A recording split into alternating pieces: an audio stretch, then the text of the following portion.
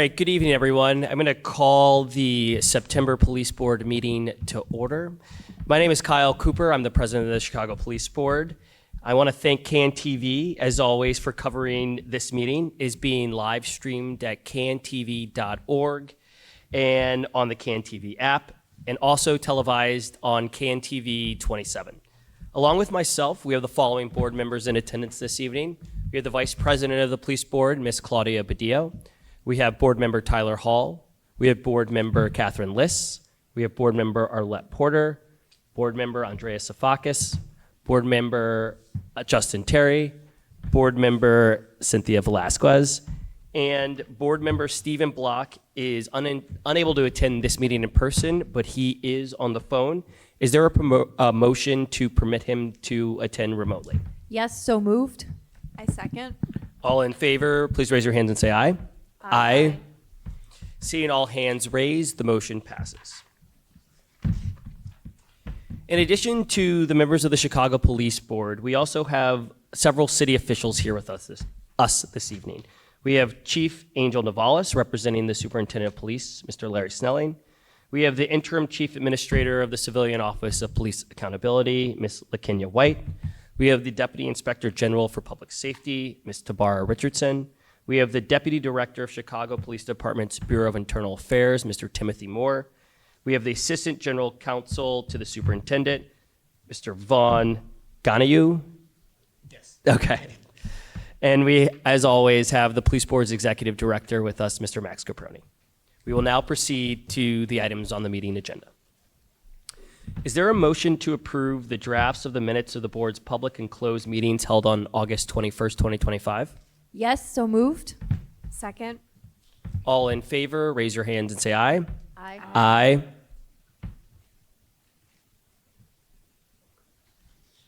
Any opposed? Seeing all hands raised and hearing all ayes, the motion passes. The next regular public meeting of the Chicago Police Board will take place on October 16th, 2025 at 7:30 p.m., right where all the Chicago Police Board meetings take place, which is at the Chicago Police Department's headquarters on Michigan Avenue. Closed meetings is the next item on the agenda. The Police Board meets in executive session to discuss various matters. Those sections are closed to the public as authorized by Section 2C1, 4, 11, and 21 of the Illinois Open Meetings Act. Information on matters discussed in the executive sessions is included in the minutes of the meetings posted on our website. Is there a motion to close a series of future executive sessions as authorized by these sections of the Open Meetings Act? Yes, so moved. I second. All in favor, raise your hands and say aye. Aye. Aye. Hearing all ayes and seeing all hands raised, the motion passes. The next item on the agenda is police disciplinary cases. First, we have an announcement by Vice President Badillo on her ruling in a COPA Police Department disagreement case. Ms. Badillo? Thank you. Good evening, everyone. Can you guys hear me? I was randomly selected from the Police Board's membership to consider one matter on which the Chief Administrator of the Civilian Office of Police Accountability and the Superintendent of Police did not agree regarding the discipline of two police officers. In request for review numbers 25 RR01 and 02, the Chief Administrator recommended discipline of a 180-day suspension up to discharge from the Chicago Police Department for police officers Julius Givens and Nicholas Scalacci.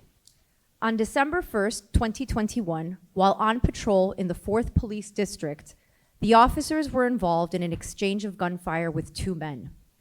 Following the conclusion of COPA's investigation, the Chief Administrator recommended sustaining allegations that Officer Givens failed to use de-escalation techniques and failed to notify the Office of Emergency Management and Communications that he discharged his weapon.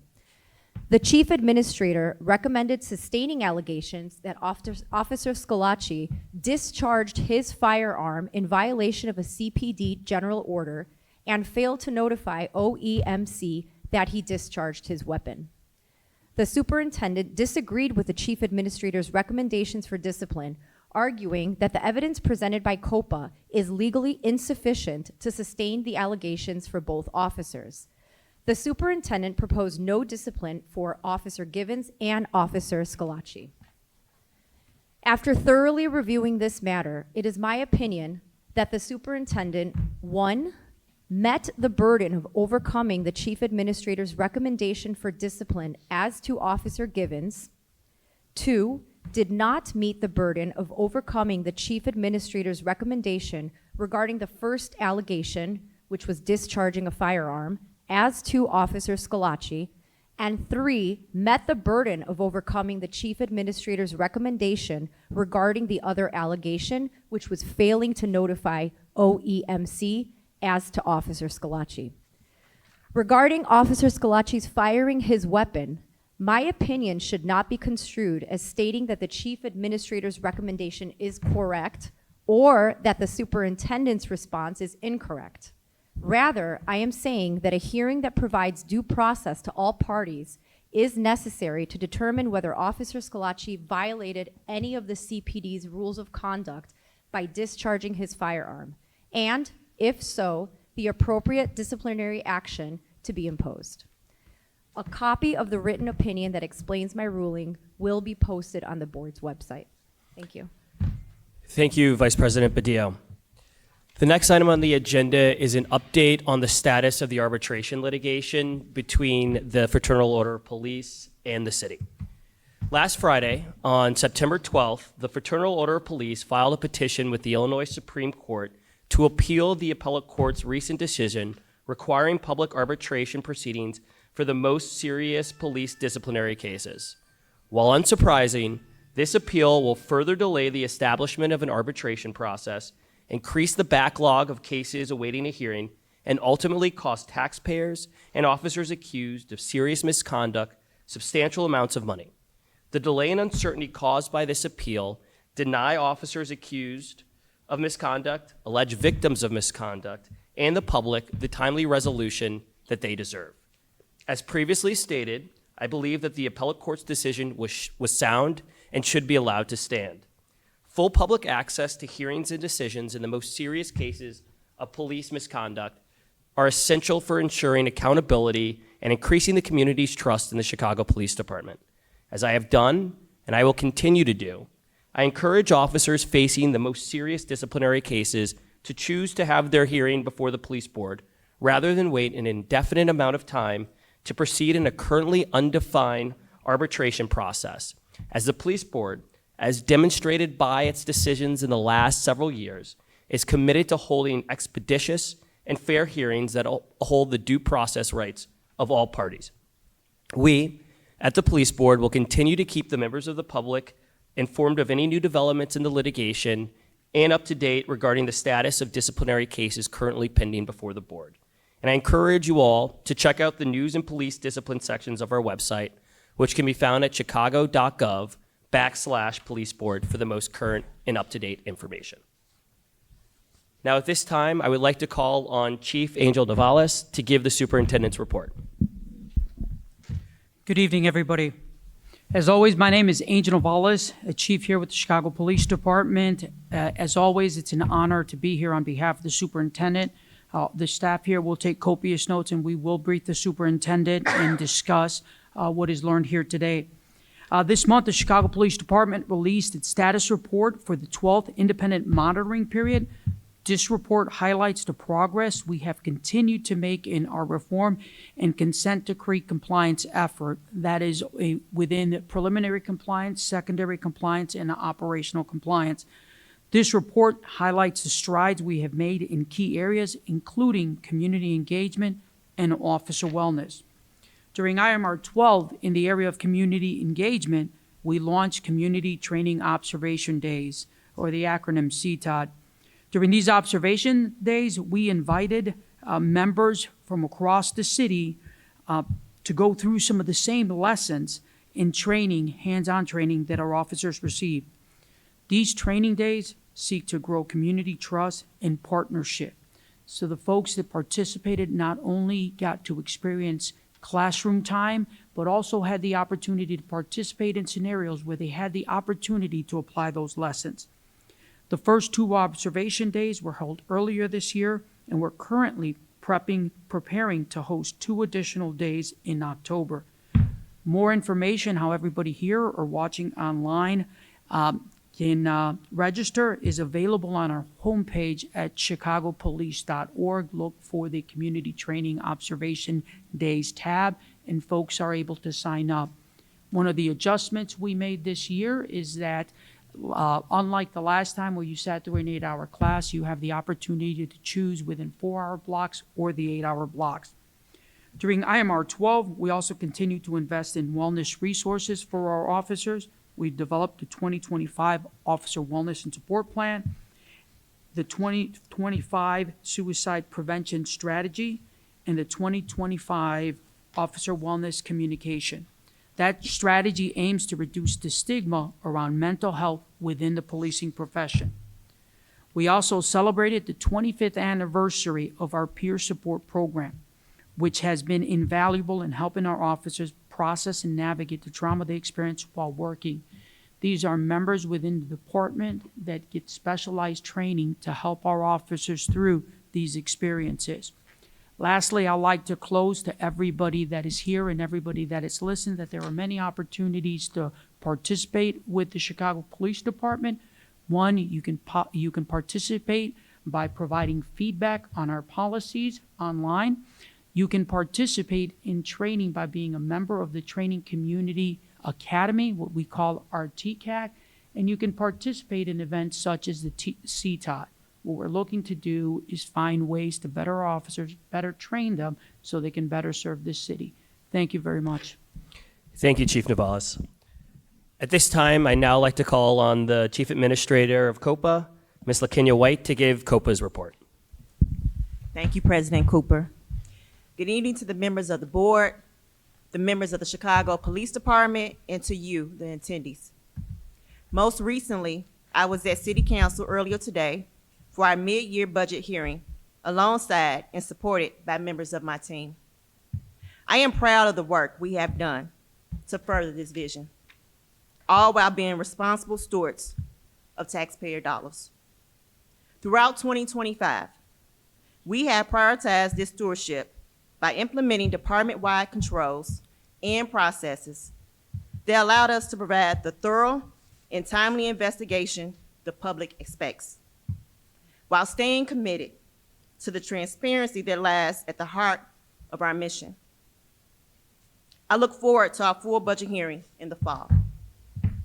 Additionally, COPA has launched a fully redesigned data dashboard built from the ground up to provide a more streamlined and user-friendly experience for the public.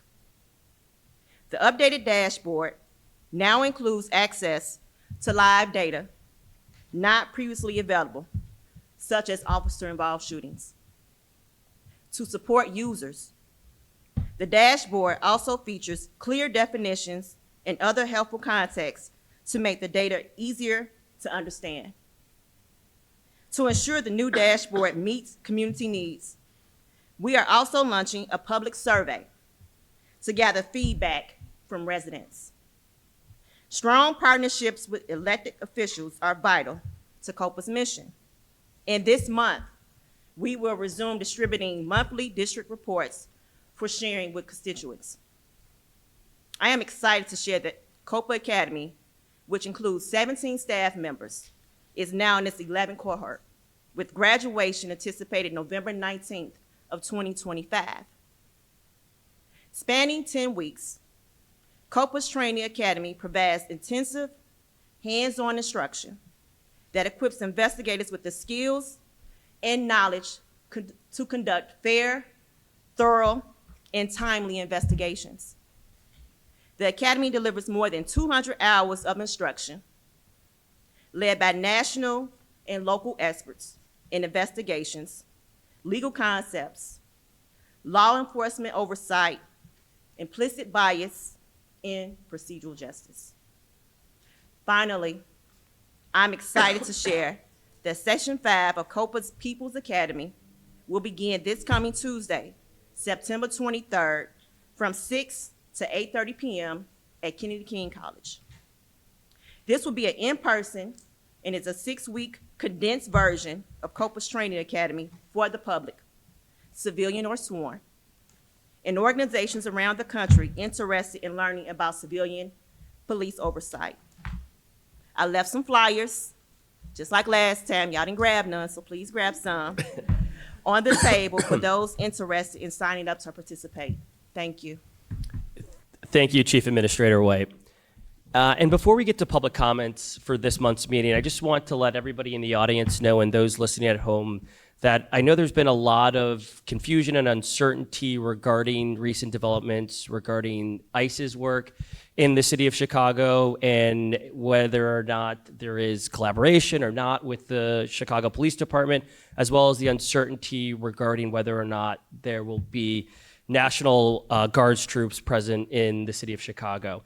The police board is working on getting input from the mayor's office as well as other stakeholders to come to next month's meeting to inform the public as to some of the more recent updates of information, just so that this board's monthly meeting can serve as a source of information that I know that the public is interested in, looking forward to getting answers to and getting feedback on. So I just wanted to give everybody in the room a heads up as to what might be coming down the pike for next month's meeting, and for everybody at home to continue to stay tuned and to continue to watch monthly police board meetings for updates on the latest information regarding those pressing current events.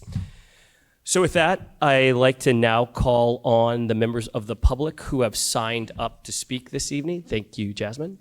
And the first person who has signed up is Mr. T.C. McCoy II.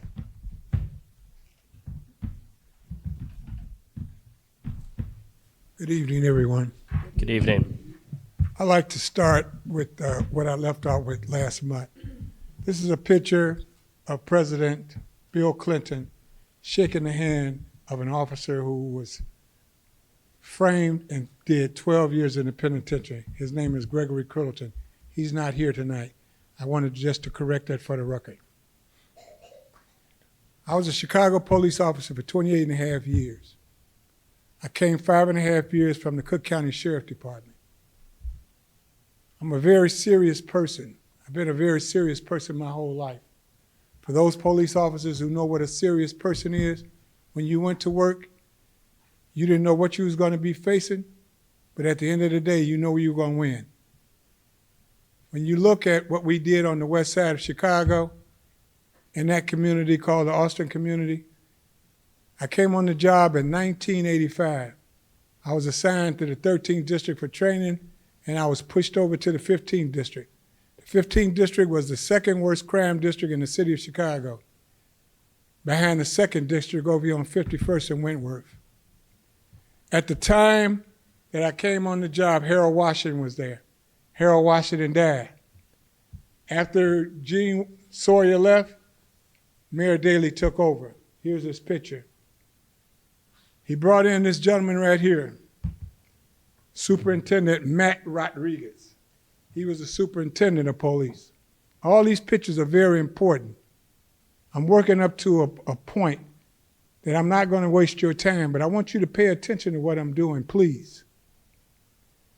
Leroy O'Shields started community policing.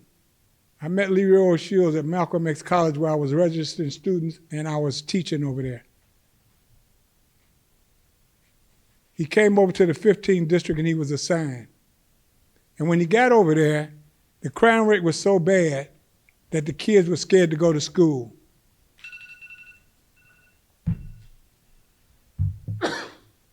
What I want you to do, please, is see this picture. This is me when I was young.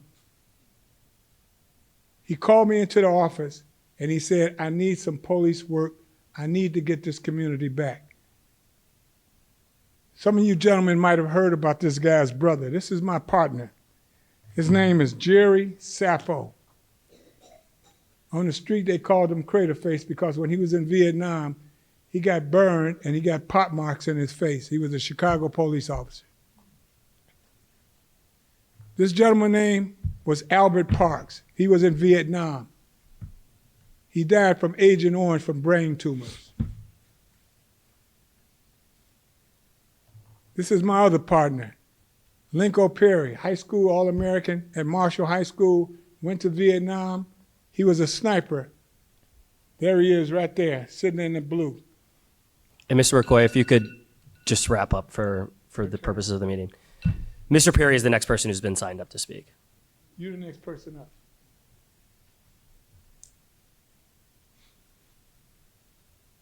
I'd like to award my time to Mr. McCoy. Okay. 2 more minutes. Thank you, sir. What happened was we went from the second worst crime district in the city of Chicago to the third most livable district. Some people come up here and they lie. I'm not going to ever lie to you. I just made 75 in August. I can lie and not worried about nobody challenging me. We were so dynamic in that community that when we got men with a gun call, we jumped out the car and ran in the building without looking. Never been shot at, never had a gun pointed at. My sergeant, Fred Oslever, came from Vietnam too. He came over with Leroy Shields. I could have had these many awards. I don't want paper awards because I didn't do it for paper. The people in the Austin community deserve service. They were paying tax dollar money and they wasn't getting the service they was getting downtown, on the north side or the south side by Midway Airport. All of a sudden, never had a money beef in my whole career. None of these gentlemen ever had a money beef. We went to work every day to die. If you think I'm lying, go over in the 15th district and you say, do you know, you heard about this policeman named TC or Craterface, or Albert Parks called Alley Cat, or Linko Perry called Linko? And those people over there right now today will tell you, we need those policemen back over here now. When we go over in that community, because me and Linko is the only 2 people still alive, Al and Jerry is dead. We walk up and down the street and the people we put in the penitentiary come up and hug us. And if I'm lying, I'll take you over there. And they say, you saved our life. We were training other people, black and white officers who wanted to work and do what we did. Thank you, Mr. McCoy. Your turn. Okay. 2 more minutes. That gentleman right there, maybe you heard of him. That's Oliver Edward Lee Jackson Jr., known as Pac-Man. They framed him and gave him 115 years in the penitentiary. And it took me 30 years to get him out when people thought I was wasting my time. Jimmy Young, another war hero, a police officer they framed, fought in Desert Storm in Grenada, a sergeant, lost his 9-year-old daughter while he was in the penitentiary on a lie. Gregory Crittleton, his father died. He didn't finish his bachelor's and master's in financing from Purdue University and wrote 6 stock market books that he learned while he was in the joint. Cornelius Tripp, his father died. He's now the boss over there at Mount Sinai Hospital. They worked on the team and we trained them. IAD. This gentleman right here, Raymond Risley. I went to meet Raymond Risley when he was the chief of Country Hill Police Department. I said, you did an investigation on me. And he tried to deny it at first. And we sitting in his office and he said, yeah, we did one. And we couldn't find nothing on you. August the 1st, this gentleman right here, people are getting out of jail and the city is paying a lot of money. Michael Hoke, his first partner, John Burge, been accused of framing and torturing all kind of people, black, white, and Hispanic. You got Guerrero, Detective Guerrero. City's paying a lot of money for him. Watts, city's paying a lot of money for him. I locked up. Your turn. Thank you, Mr. McCoy. The next person to sign up is Mr. Keith McDonald. Thank you. Okay. This is it. Okay. Keith, here it is. Guerrero, they just paid $90 million. Me and Jerry Sappho, my sergeant, did a research. You used to have to put everything in the book. In a 20-year career, he told me most policemen lock up 500 people. I locked up 12,000 or 15,000. Nobody has ever said that I did anything wrong to them. Nobody on my team has said that anybody did anything wrong to them. These gentlemen went to jail, 7 guys. 3 of them weren't my guys, but they my guys. Because they're in the boat. When I save my guys, I got to save them. 3 of them guys are still in the penitentiary. I came to the police department and I asked y'all to investigate this. I'm willing to go to the grand jury right now and raise my right hand. You didn't play me off like I'm stupid. I bought 2 master's degrees. I didn't earn them. But you better not tell nobody that. We all sitting here tonight, and I'm putting you on notice. If those 2 guys are still in the penitentiary, come up dead, it's going to be a lot of problems because I'm telling you they was framed. And as I come back next month, I'm going to start slowly and methodically getting y'all into this thing. And I'm going to top it off. And I wasn't going to tell you this until December, but I'm going to top it off now. I got that murderer. I got that murderer.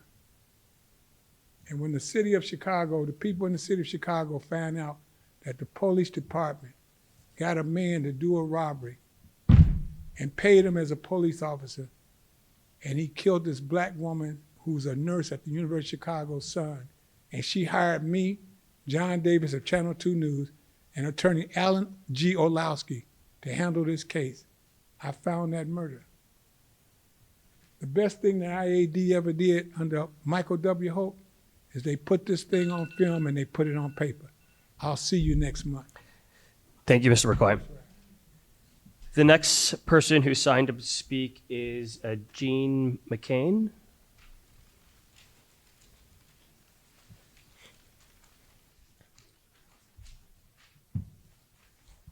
Yes, good evening. Good evening to everyone. Good evening. I haven't actually been to this particular location. However, I wanted to just say that I appreciate the fact that I'm able to be here today. I'm a 78-year-old senior citizen. Oh, thank you so much. I appreciate it. I'm a shorty. Thank you. I'm a 78-year-old senior citizen who worked for the school system for 44 years or more. And I moved to the near north side to teach school. Then I ended up retiring just 4 to 5 years ago. But my problem is this. I'm here, I don't know where to turn. I've written Superintendent Snelling about the horrendous, very, very horrendous things that we go through living in the vicinity of the 18th District. I've gone through 3 different commanders for the last 3.5 years. After I was forced to lodge a no stalking, no contact against a creepy neighbor. My husband passed about 4 years ago, but this particular neighbor had never, ever accosted me, had never bothered me. There's no romantic thing or anything like that. But now that my husband's gone and my children have gone, to be on their own lives, we get a visit on that block. And I saw 2 years ago from some politicians in the area. I'm not naming them, but they're politicians in the area whom I had disagreed with a group of people regarding some schools. I'm not going to go into it. But since I'm the only educator doing what I was doing, living on the block, for some reason I'm being harassed. I'm being intimidated in every way. This particular person who's been stalking me is responsible for my injuries that I have all of a sudden. This person had never bothered me, but we had a visit from some politicians. It must have been for 2 months. I did hear the disparaging remarks against me. I heard them because I live on the 3rd floor. These people live in the same building, but I heard the remarks. Of course, I wouldn't interject. I just kept hearing things for weeks. Wasn't saying anything to anybody. But all of a sudden, I come out of my house, and I get hit. I don't want to get into it. I took it to the police department, couldn't get them arrested. They're connected with politics, and no matter what I do, I can't get them arrested, although I have a no stalking, no contact, and they continue to violate. This man was like a very docile older man. All of a sudden, after dealing with the politicians whom names I'm not mentioning, he has become like King Kong. When I leave, he's watching me. It's no romantic thing. When I leave home, he's watching me. When I come home, he's watching me, and I'm totally alone. My children are very well educated as I am, so we don't want to do any violence or anything like that. But I don't know where to turn because the 18th District Police Station will not help me. I've called the police. The guy who's stalking me had never bothered me before. He has a wife living with him. He calls me. He has no job. They just moved from Cabrini, which is no disparagement on them. They moved from Cabrini, but the wife has never spoken to me. I was doing a lot of television. I was doing a lot of stuff in Chicago that I don't want to talk about right now because I'm a classical musician and I do all kinds of jazz. So a lot of people now Thank know you, me Mrs. McCain. as that. But I don't know why the police station at the 18th District has taken sides with this man against me. When I go near... Thank you, Ms. McCain. Pardon me? If you stay around after the meeting, I'm sure somebody from the police All department right. will be happy I to just talk don't with know you. where to go to get help on this because I'm in danger just from speaking out. I appreciate He that. says that the police are not going to help me. So they have connections with the police. So okay? I would stick and all I did was disagree with my alderman. Thank you, Ms. McCann. I would stick around after the meeting, and I'm sure somebody who is a member of the Chicago Police Department will be happy to speak with you about what's going on. I just want to be able to reach out to Snelling, but I do have the information. I had the wrong email address, so someone was able to be kind enough to give it to me. And I Perfect. apologize for being so... That's okay. I've been going through this for 2.5 years. No, I'm sorry to hear that. It's just harassment. It's not that they like me or anything like that. It's harassment. And it's like he's on somebody's payroll. Because why would you keep doing this? I understand. So thank you for coming. Thank and if you. you stick I appreciate around, the idea that I was able to speak, and I'm so grateful. Thank you so much. You try to be a decent person, but it's really bad. And the police are very insensitive at the 18th District. Okay. I have proof. Okay. Thank you. The next individual who signed up to speak is Mr. Vincent Stewart.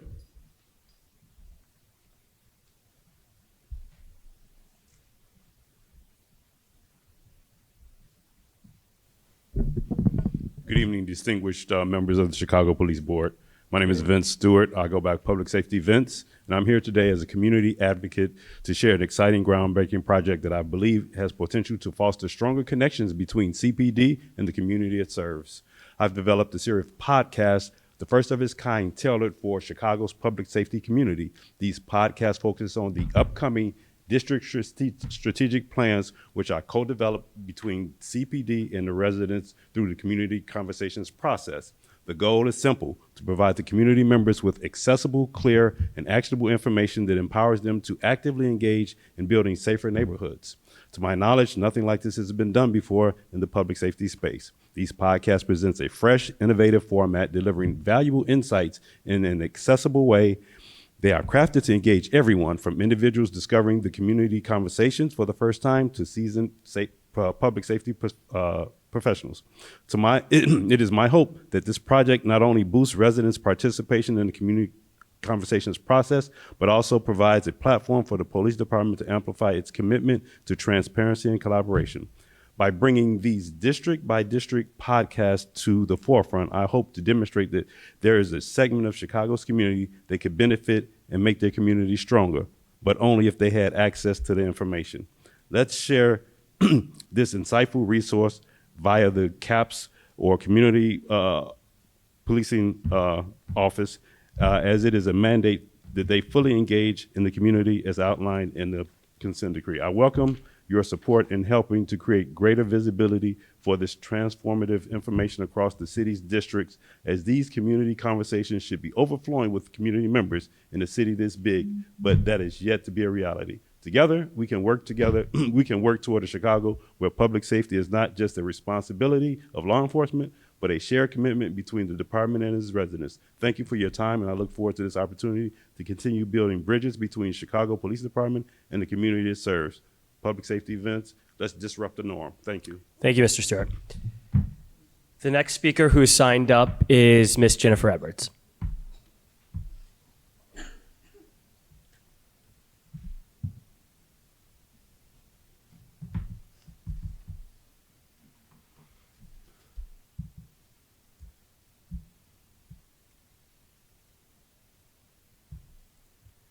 Okay, I'm going to be nice today. And I want to support Mr. Vince Stewart. What we're trying to do is our group is Communities Organized to Win. So we've been and we've talked to you about some of the things that we've done. We're trying to get the community involved, okay? The strategic plans that Mr. Stewart has put on the podcast are very interesting. It's not his voice, it's two people that are giving information about those. We're encouraging people to look at those and the police department to maybe adopt some of those or recognize them. We want to get people to the community conversations. That's our goal, to get as many people as possible out to the police board and to the community conversations, because things are happening in our communities that are different than they are in some other communities. We're not really, what we try to do is encourage people to know the police and to talk to the commanders even before coming here to let them know what's going on. And like the other lady just said, if you let them know and nothing happens, then we come here and we bring them to you all. We're very disturbed about the city council thinking about cutting the police budget. That is outrageous. We need more police. We need more police in our neighborhoods, young police, and because of all of the things that are out online, people don't want to sign up to be the police. So we thought we would try to do some things with these podcasts and try to get in with what the young folks are doing. So if you get a chance, we'll give you the email that Mr. Stewart has where you can go to them and listen to them. It's very interesting. Some of the things we hear are not necessarily the way that they are in the community. So thank you. I just wanted to support him and support our group, Communities Organized to Win. Thank you as always, Ms. Edwards. The next individual who signed up to speak is Janet Martin Fox.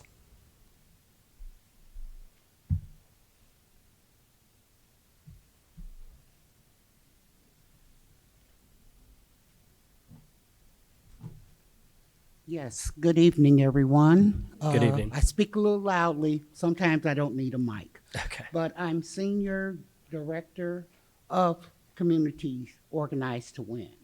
And we have, I do beat meetings. I work with the 3rd District very closely.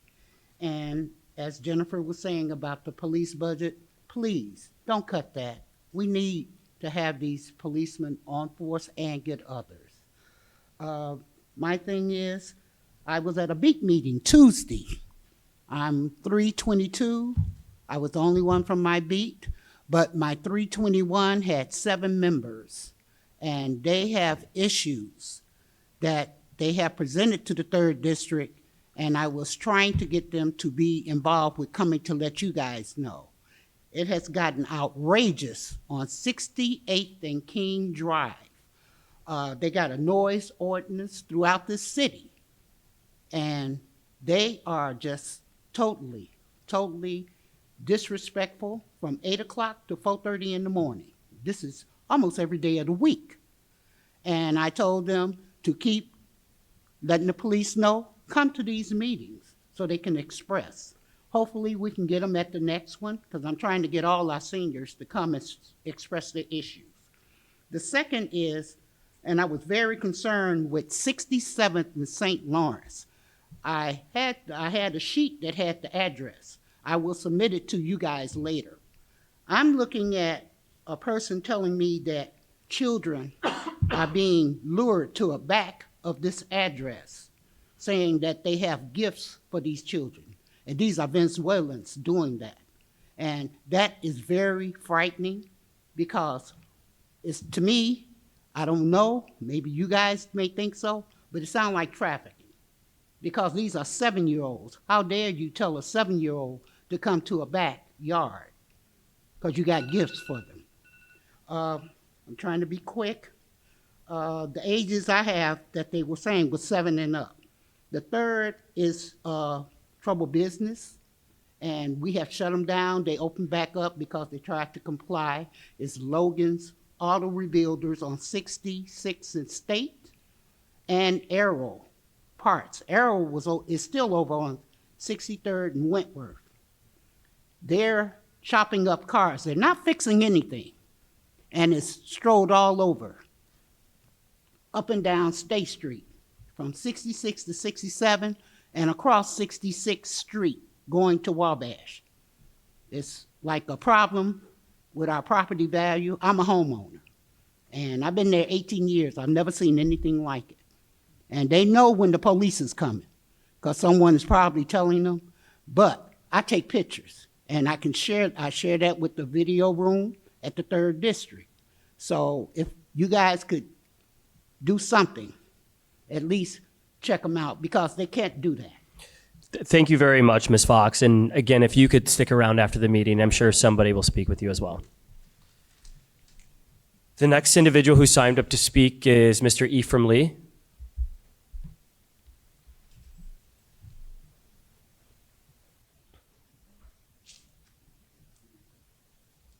Good evening. My name is Ephraim Lee. I'm 1/3 of the district councils for this district, the 2nd District. I'm sorry, but after what I've been hearing, we have a very, very serious case of breakdown in communication across organizations that are in place to prevent individuals from coming here to speak about certain things that I'm hearing. So the individual who first spoke about the police, I remember that from Austin. I used to go to school in that area. The young lady who spoke about the 18th district, you have 3 district councilors over there that literally should have the commander's ear, where you should be able to go to them and they go to the commander, and the commander should work with the officers to get your situation resolved. I'm hearing a senior come in and talk about things that the alderman, the caps, and the commander of her district should deal with. Since I've been a district councilor for 2 years, we're making progress. I believe we are. I think the Chicago police are a lot better than when I first came on board. But when these individuals come in and speak like this, we see we have much more work to do. So I'm here to let everyone know in this audience that you have 3 members in each district. There's 22 districts, there's 3 of us in each, there's 66 of us. Please go to them if you're having issues with your police officers in your district that are not answering to your needs. They should have the ear of the commander. They have the ear of Superintendent Snelling.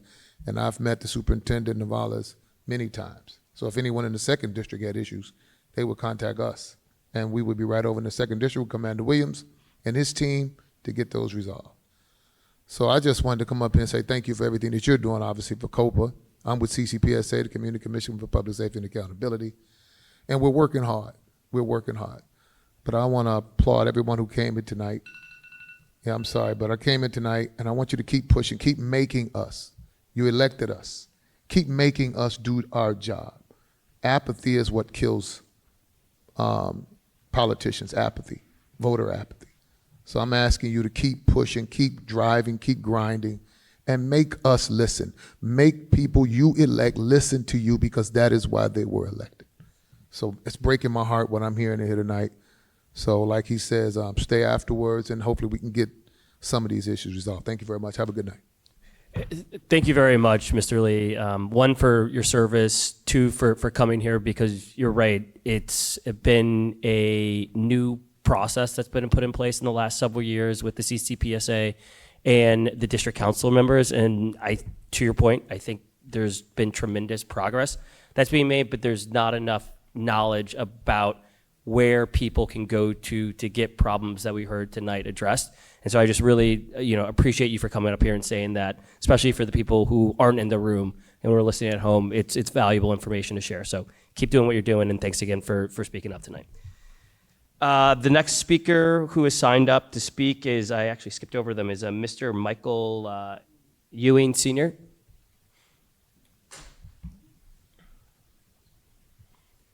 Apologies about that, Mr. Ewing. Good evening. My name is Michael Ewing, and I am the immediate past president immediate past Director of Public Safety for the former Central South Shore Area Council. I come before you this evening with a concern regarding the Chicago Police Department in the 4th District. For the last several days, our homes have been shaken by explosions. Residents have been concerned about what is going on. Upon contacting my alderman, 7th Ward Alderman Greg Mitchell, his office informed me that he and Alderman Chico of the 10th Ward were unaware initially of what was going on. Subsequently, they informed me that the Chicago Police Department was on the old U.S. Steel site on the lake, more on the 10th Ward site than the 7th Ward, and were training, doing Chicago bomb disposal missions. I don't know what they were doing, but our homes have been shaking. 10th Ward is heavily of Hispanic, Alderman Chico's ward. With all that you said about ICE going on and everything, I'm sure they're terrified what is going on. I live about a mile from the lake and my house is shaky. I thought an airplane or something dropped something on my home. It is inconsiderate of the Chicago Police Department to not inform the residents, our aldermen, to do these things on a site that we know is heavily contaminated. I don't know if they're exploding them right in the ground, which if they would have gotten a permit, we know what happened in Pilsen or Little Village with them exploding the tower. That dust is contaminated. I don't know how they do it. It could be contained, I'm not sure. But it's disrespectful to our community to do this, not notify anyone. I don't know what safety precautions are taken. And I'm asking that the Chicago Police Department publicly written apology to the residents of South Shore and South Chicago regarding this issue. Thank you. Thank you very much, Mr. Young. The next individual who's signed up to speak is Chief Donna Delano.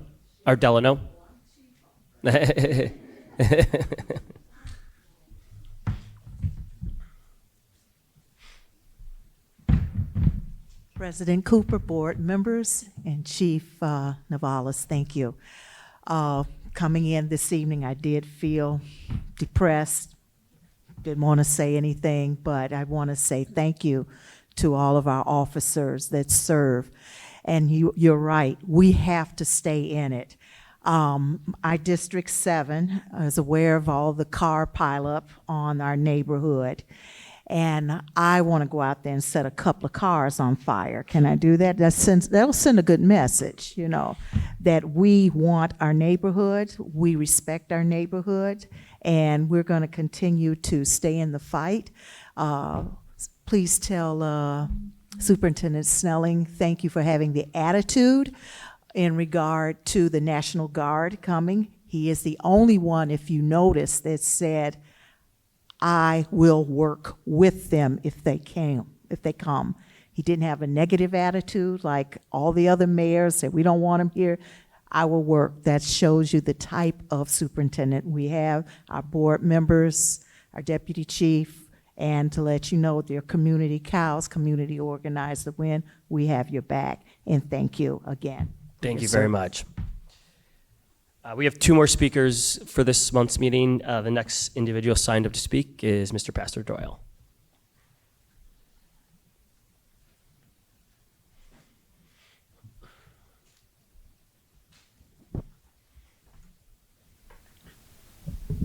Good evening, President Cooper, Good evening. Chief Navarro, and board members.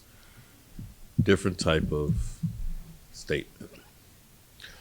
So I've been thinking about Charlie for the last week. Now, Charlie isn't someone who I would necessarily have in my Rolodex showing my age, but Charlie didn't deserve to die. So I just want people to think about Charlie's children in relation to violence, because whether it's the people who look like me or someone who doesn't look like me pulling a trigger on someone like Charlie, just imagine the next few months here in Chicago where we're talking about defunding the police. You have to see that clearly for what that is, in terms of a reduction of the police budget. That's called keeping a campaign promise. Something to think about. Because at the end of the day, Charlie, despite his views, deserved to be here. The other thing quickly, yesterday's Tribune, in terms of the adult in the room, not my words, the Tribune's words, I thought this was great. It was an outstanding editorial about Superintendent Snelling, echoing what she just said about willing to work across the bridge. Because at the end of the day, we've got problems in Chicago, and they're only going to get worse once the city council convenes and starts talking about who gets funded and who does not. Think about it. Thank you, Pastor Doyle. Yeah, it was a great editorial. The final individual who signed up to speak tonight is LaShawn James.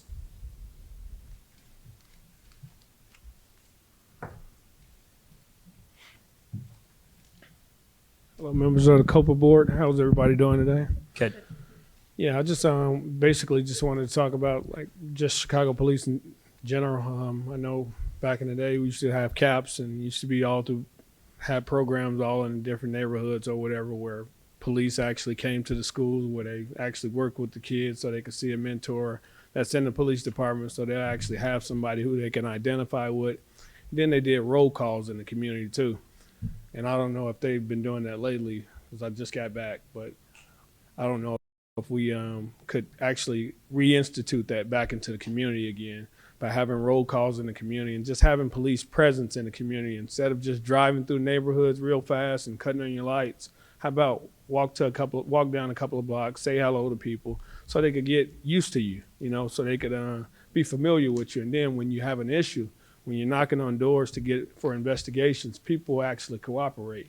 So the issue we have with police is that a lot of times they just come into the communities just for only when issues happen instead of being preventative beforehand, before they occur, just by getting used to people, getting acclimated to the community so everybody could get used to your face on a daily basis before issues occurred. So that way they could actually work with you. And then people in the community would be happy to lend a helping hand to actually show what issues we have in our community. So that's all I had to say.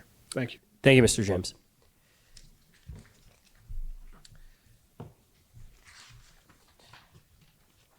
With that, all members of the public, and again, I want to thank everybody who showed up and spoke out today. This is the purpose of those meetings. So thank you for your time, for sharing your stories. And again, for those who do need to talk to a member of the police department afterwards, I do encourage you to stick around because I know that they'll be more than willing to listen and try to help to the extent they can. With that being said, is there a motion to adjourn this month's meeting? Yes, so moved. I second. All in favor? Aye. And with that, the motion passes and the meeting is adjourned. Thank you.